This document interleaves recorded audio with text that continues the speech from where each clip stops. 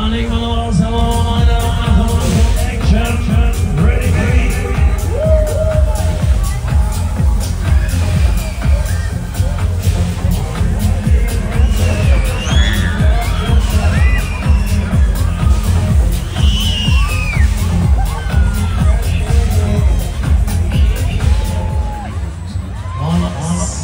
Hallo?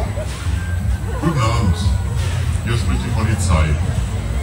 Wir führen hier in der Diskothek eine Razzia durch. Verhalten Sie sich bitte ruhig. Sie bekommen von den Polizeibeamten gesagt, wie Sie sich zu verhalten haben.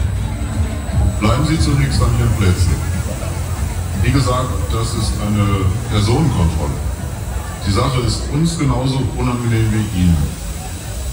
Wenn Sie sich den Anweisungen der Polizeibeamten fügen, werden wir die Sache so schnell wie möglich über die Bühne